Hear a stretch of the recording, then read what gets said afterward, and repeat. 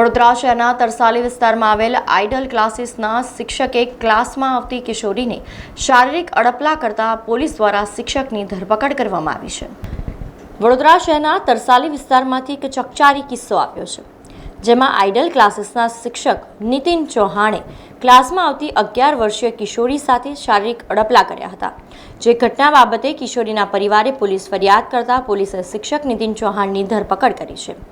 Police ચોપડે નોંધાયેલી ફરિયાદ મુજબ શિક્ષકે અન્ય વિદ્યાર્થીઓને પાર્ટીના પૈસા આપી બહાર મોકલ્યા હતા અને બાળકીને ખોળામાં બેસાડી શારીરિક અડપલા કર્યા હોવાના આક્ષેપ કરવામાં આવ્યા છે। કિશોરી છેલ્લા 1 વર્ષથી ટ્યુશન ક્લાસીસમાં અભ્યાસ કરવા જતી હતી।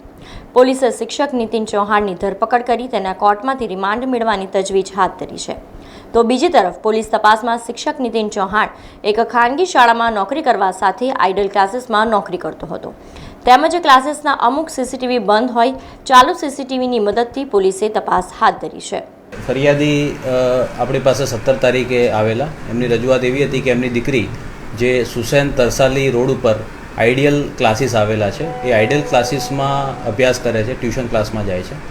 તો એમની રજૂઆત એવી હતી કે 15 માર્ચના રોજ એમની દીકરી ક્લાસીસમાં ગયેલી એ વખતે એમના શિક્ષક નીતિન ચૌહાણ, જેમની ઉંમર 24 વર્ષ છે, એમણે ક્લાસના બીજા અન્ય છોકરાઓને તમને પાર્ટી આપું છું અને બહાર નાસ્તો કરવા જાઓ એમ કહીને બહાર મોકલેલ અને આ દીકરીને ક્લાસમાં એકલી રાખીને એની સાથે શારીરિક અડપલા કરેલ।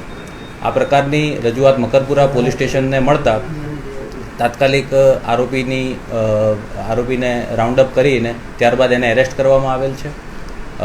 ભોગ બનનારનું 164 CRPC મુજબનું નિવેદન દેવા માટે કોર્ટમાં તજવીજ કરવામાં આવ્યું છે, કોર્ટમાં રિપોર્ટ કરવામાં આવેલો છે।